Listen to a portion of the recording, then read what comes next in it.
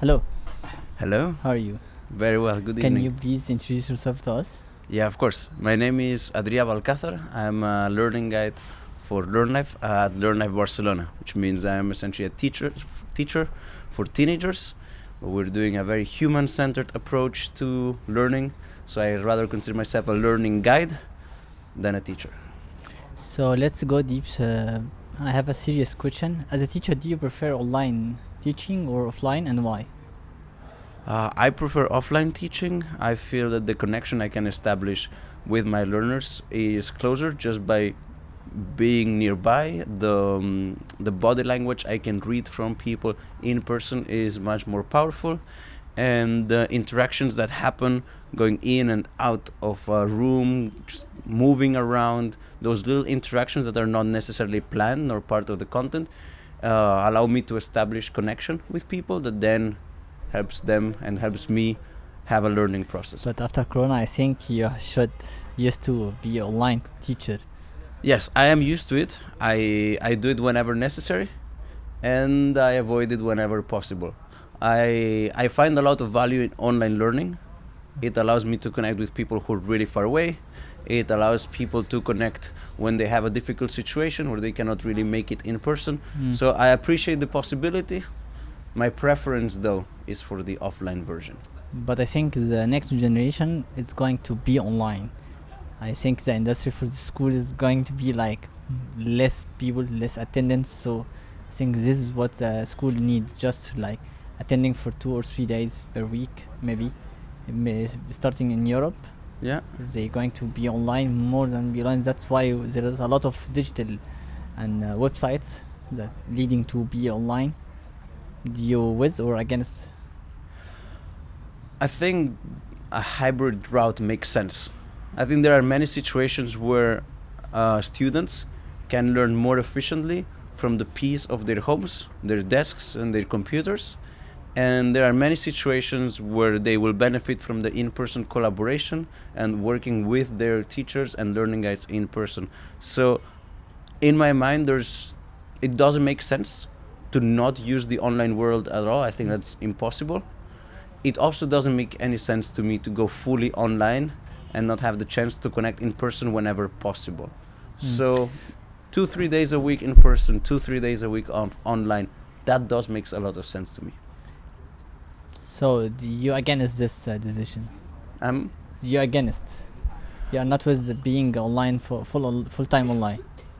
no, I would not support that. I don't see it necessary, and I think there are significant advantages to meeting people in person.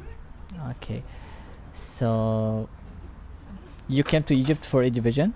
Yes. So what did you find here, like make you okay? I like the industry here, so I'm going to make a partnership with some companies. So what did you find in EduVation? All right, so I came to EduVation to talk about Learnlife and share the way we do things at Learnlife and hear other perspectives.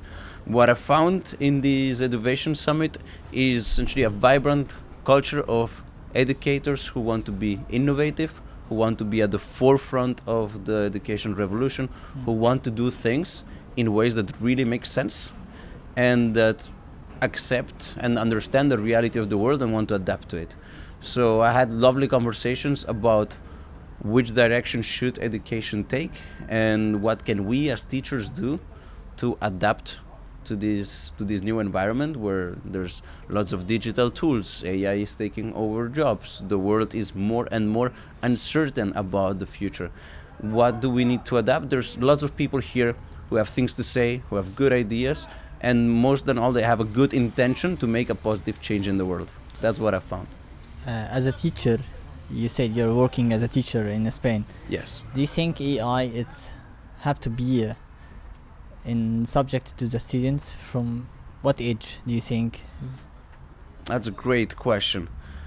For me, AI should not be a subject, but AI needs to become part of the subjects we already have, in the sense of I do language, I do Catalan language, and my learners are starting to use AI to help them with their writing process. Now I'm training them to use AI in a way that helps them become better readers and better writers, not to substitute their process and their learning.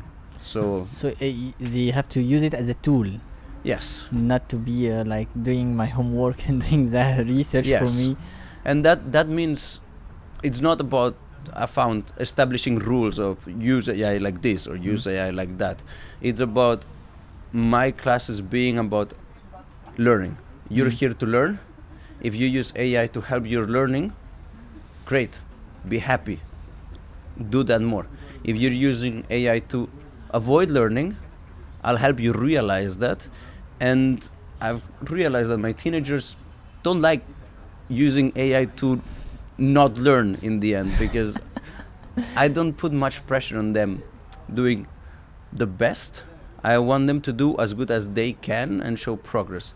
And when you remove the pressure of being the best, then they can focus on using AI to help themselves learn and be better.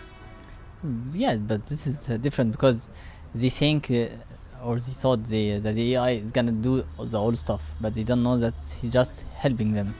This is that's why I ask you about the age. So what age is he starting using AI from? What age maybe?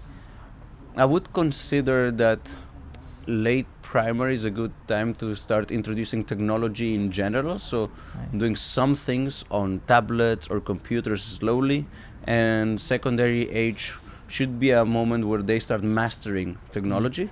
So at that point, maybe secondary age, they should understand and learn about AI. I think it's best that they learn about AI tools in a context that is a learning context before they learn about AI tools and use them forever for years before being exposed to learning with AI. That way, their connection to AI and their relationship to AI can be a learning relationship, and not just an avoiding relationship. That's great. That's great. Do you have any advice as a teacher for our students or Any advice for students? I would say, whenever you're using AI, think if it's helping you learn and helping you think and do better, or if it's doing the thinking and the learning for you, in which case, what are you really doing? Consider that. And for teachers, I'd say, good luck. We need to figure this out somehow. Take steps, try things, make mistakes, learn from those mistakes, and we'll get there. No, thank you.